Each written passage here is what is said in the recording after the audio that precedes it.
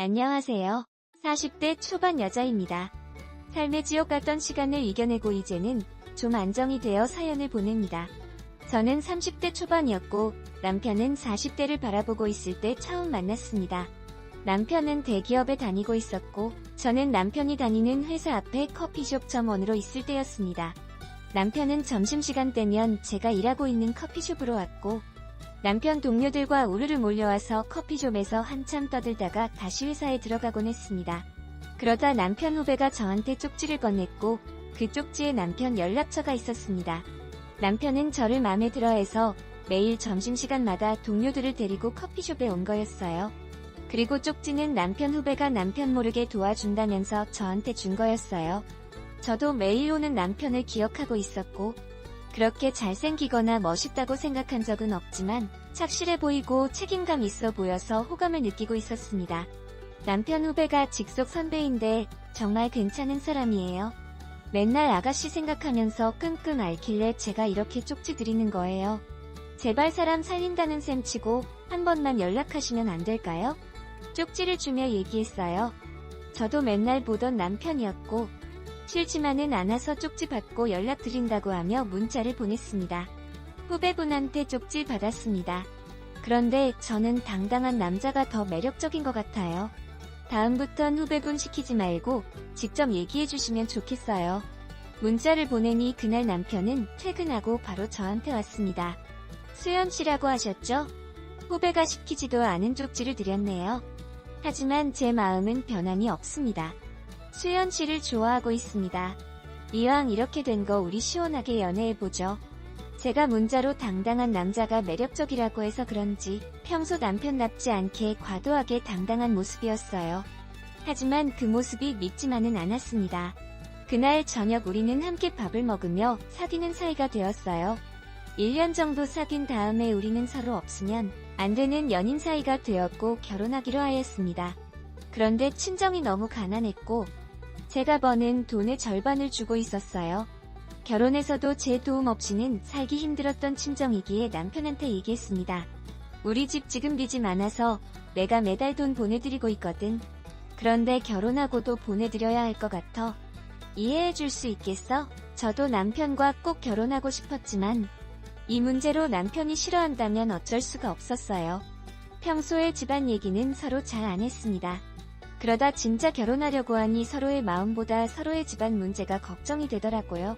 남편은 그런 게 문제라면 걱정 안 해도 돼. 우리 집에는 내가 따로 얘기 안 할 테니까 결혼해서도 친정에는 계속 지금처럼 드려도 돼.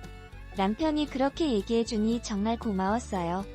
그리고 남편 집 안 얘기해주는데 남편 집은 서울 근처 수도권에 땅도 많이 있고 건물도 있어서 얼마 안 되는 돈은 신경도 안 쓴다고 하더라고요.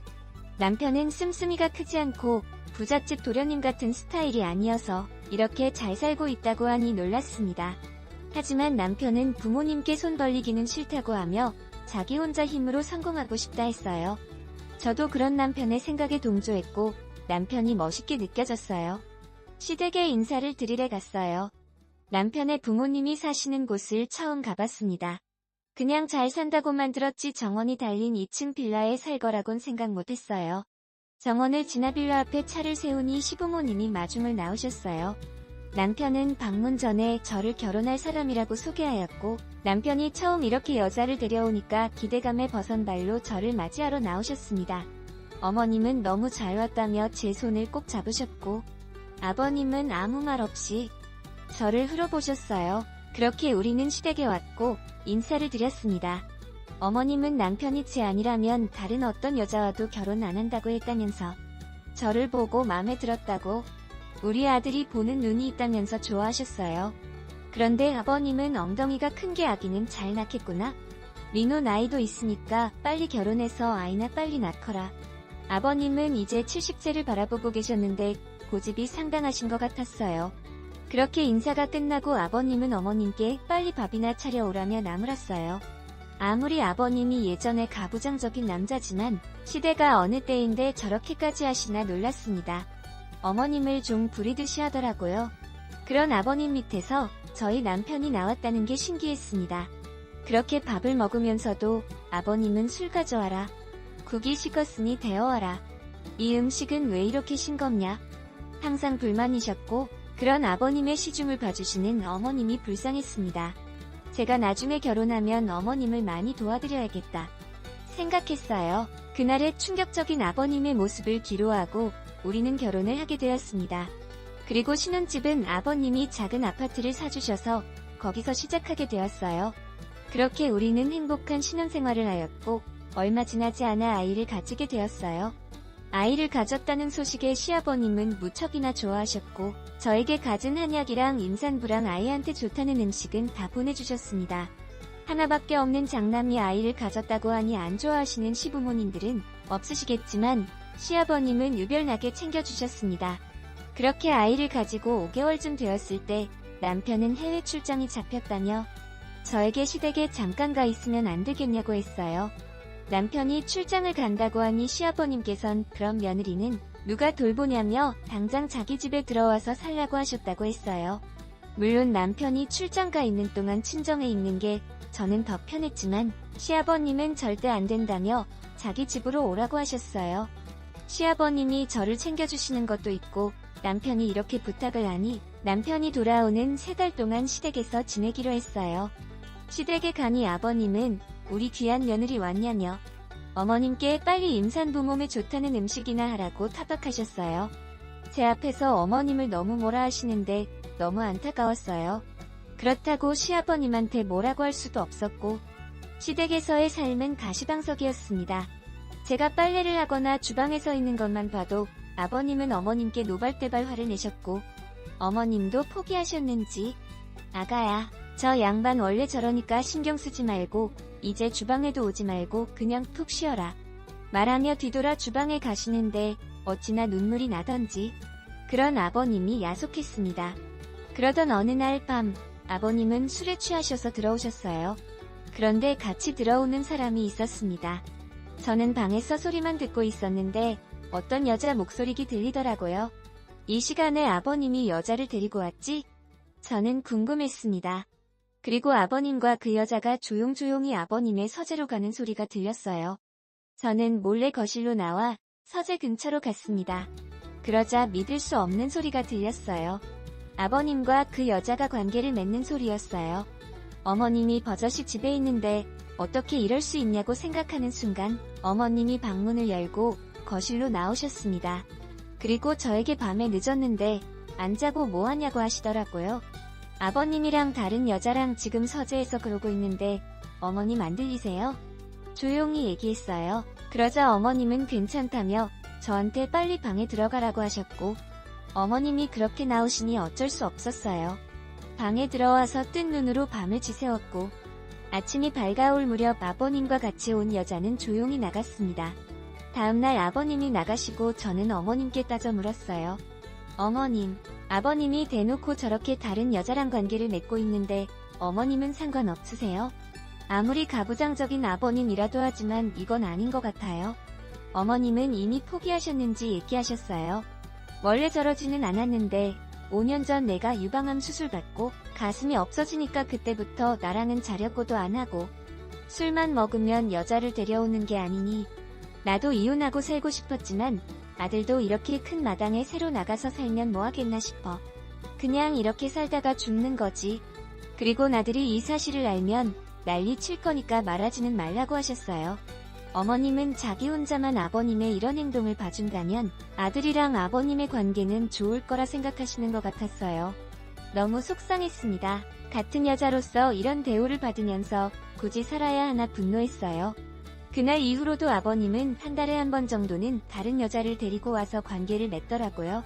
그렇게 악몽 같던 3개월의 시댁 생활을 정리하고 남편이 출장에서 돌아와 신혼집으로 오게 되었어요. 어머님이 남편한테는 얘기하지 말라는 신신당부에 남편한테는 비밀로 하였습니다. 얼마 지나지 않아 이쁜 아들을 낳았어요.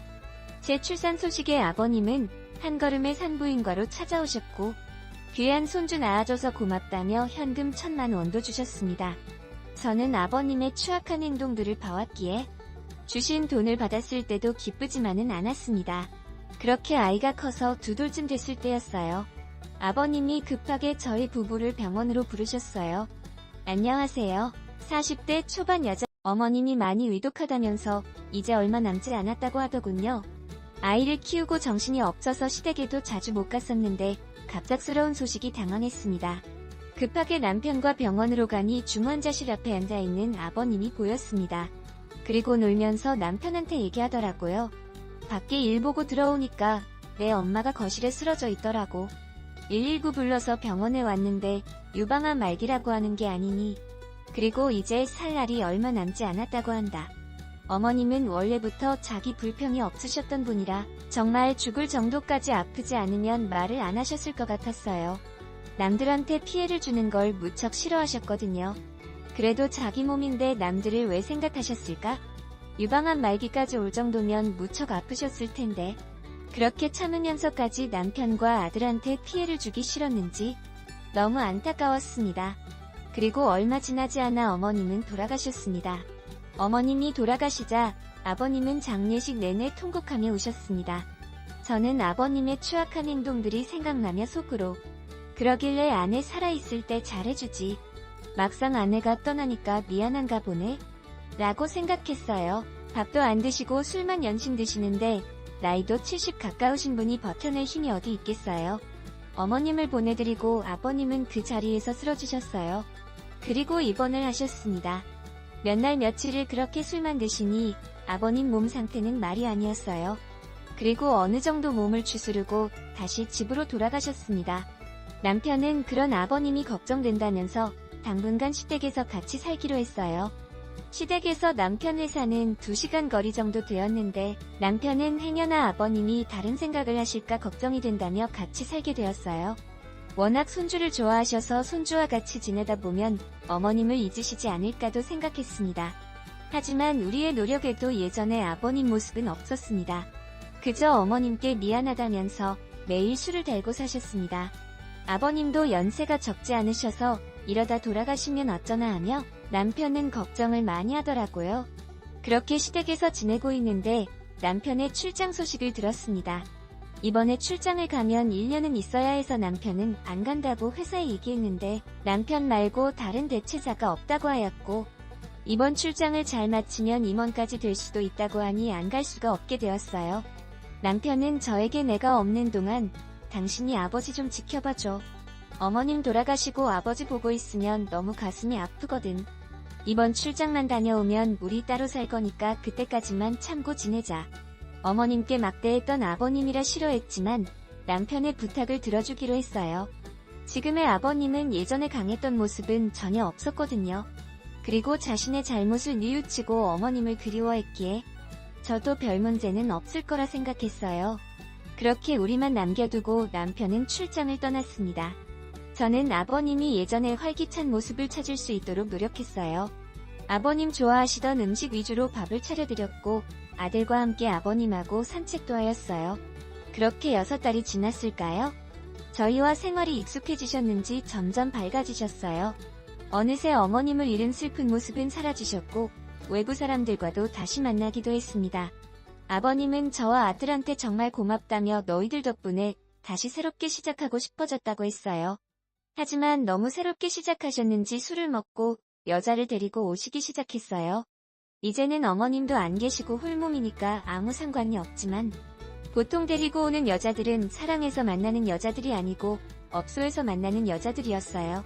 아버님이 돈이 없는 것도 아니고 기력도 찾았겠다. 새롭게 시작하는 게 다시 많은 여자를 만나는 거였어요. 하루가 멀다고 여자를 데리고 오는데 아이도 어느 정도 컸겠다. 아이 교육상 안 좋아 보였습니다.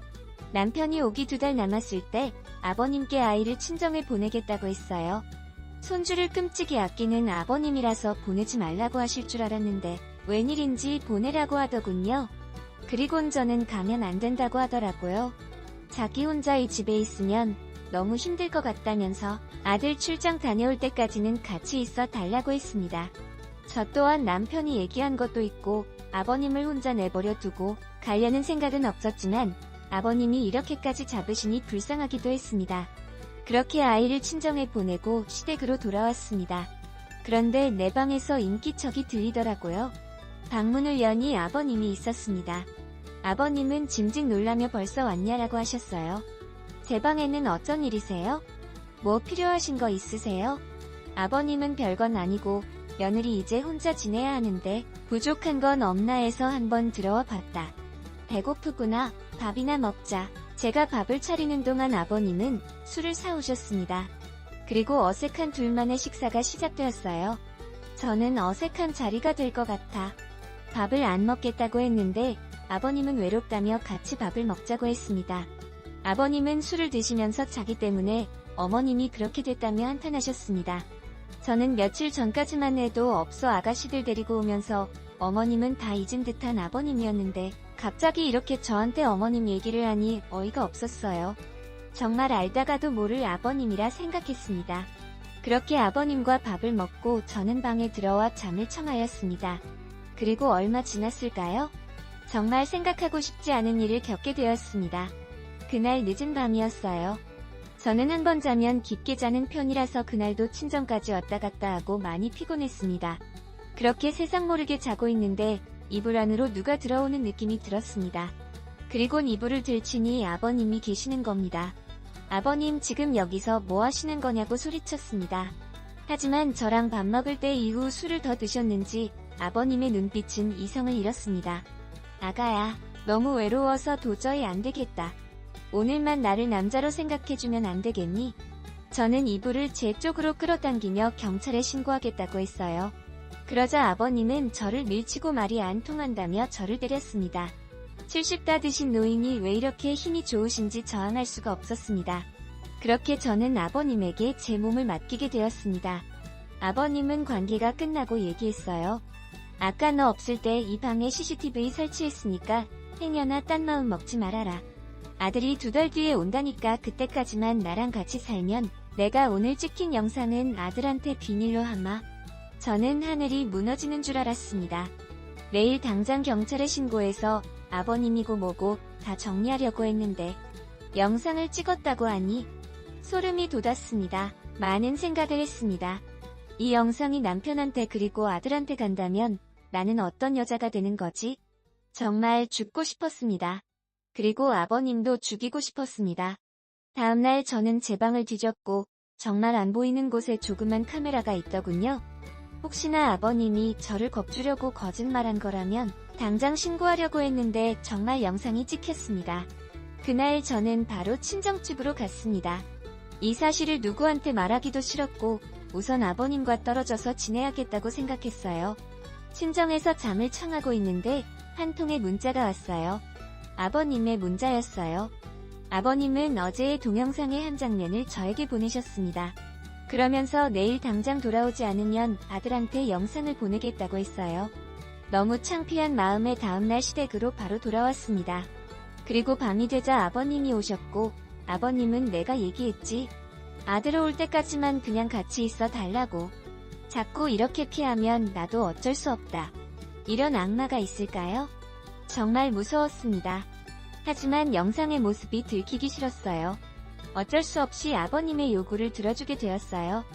하루하루가 지옥이었습니다. 하루빨리 남편이 돌아오기만을 기다렸습니다. 그리고 한편으로는 이런 악마 같은 아버님이 어떻게 됐으면 하기도 했어요.